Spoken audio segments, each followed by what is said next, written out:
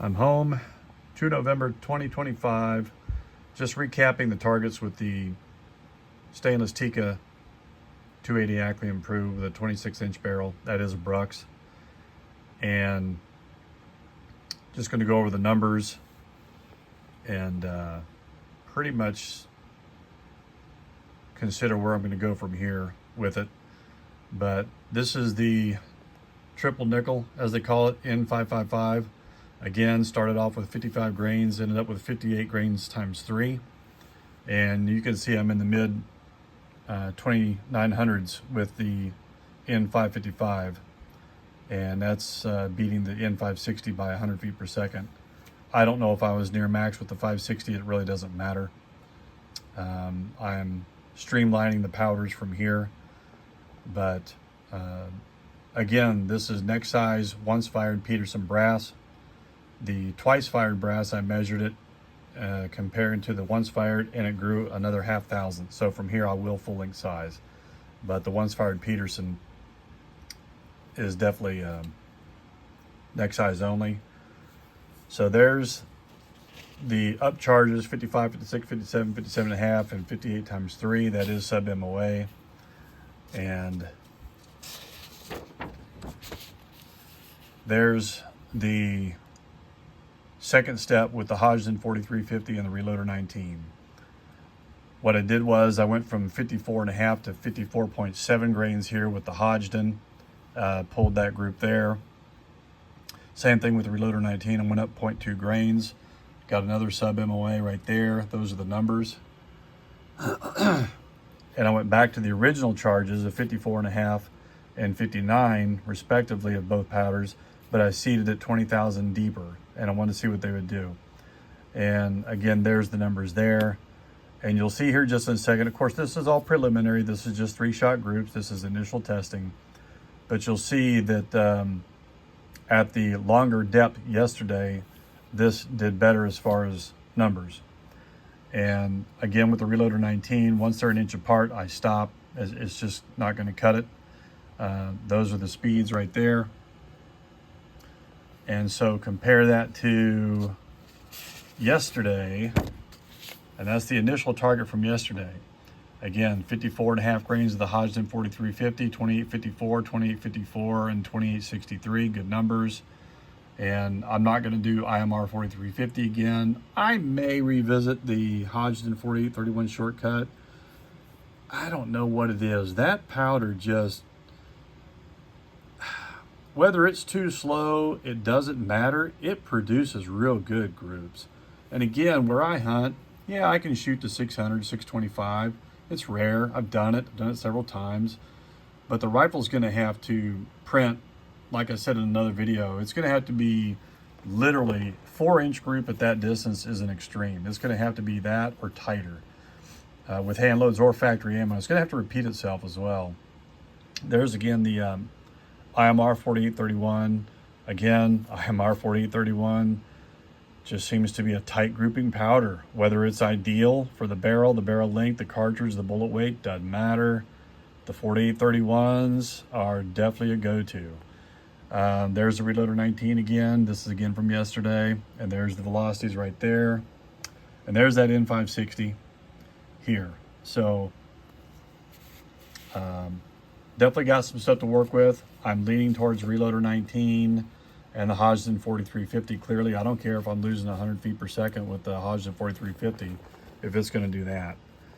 And from here, like I said before, I'm going to go to 54.6 grains and keep it at that seeding depth at 3.330. And I'm going to go to 59.1 grains of the Reloader 19. Not sure when I'll get to shoot those because it's supposed to be raining here in Ohio and Alabama as of today, all next weekend. So now this is the Bergara 270. I went to the Sierra book up there, went to the book just for S's and G's, thought I'd try to see what it would do.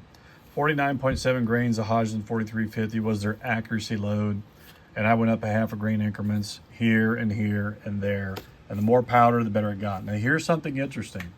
Again, this is that SIG pulled brass from American Reloading. It could be different lot numbers, because here's what's interesting, and I paid real close attention to this. I would shoot 3 shots, but there was always 2 closer together and then 1 farther away. And the 1 farther away in every single case here on this target was a significantly different speed, even up to 50 feet per second. Again, the 2 close together and then the 1 away, 2 close together, 1 away, 2 close together on top, and then the 1 away, even though that's still about 1 inch right there at that grain. Here's the thing though, this is pulled brass and they got a ton of it.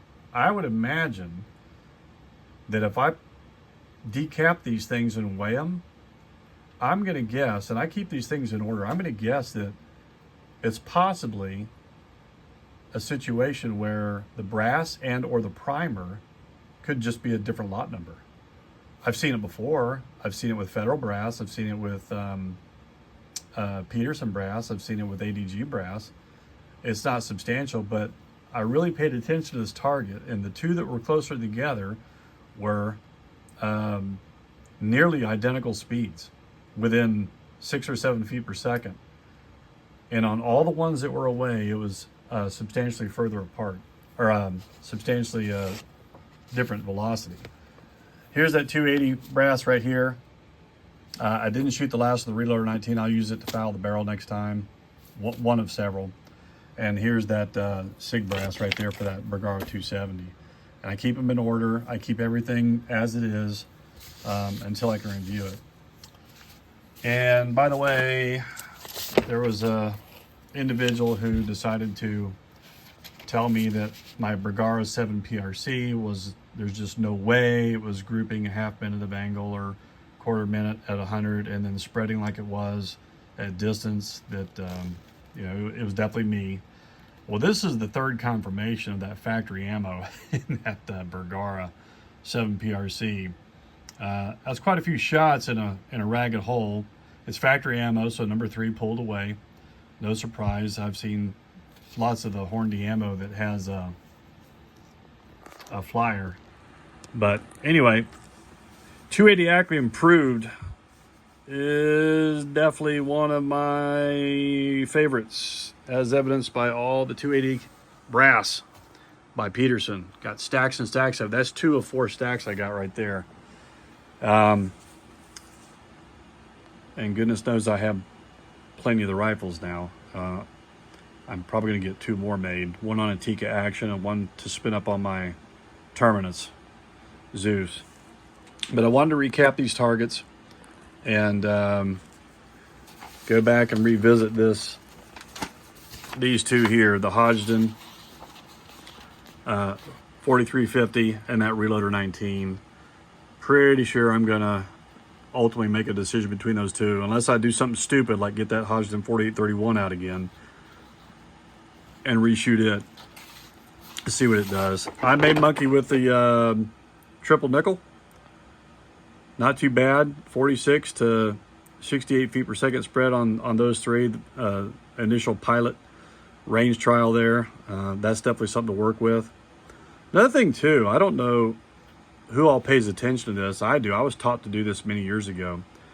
But do you see how each of these bullet holes, you can see the black around it on paper versus, say, a ragged hole like those?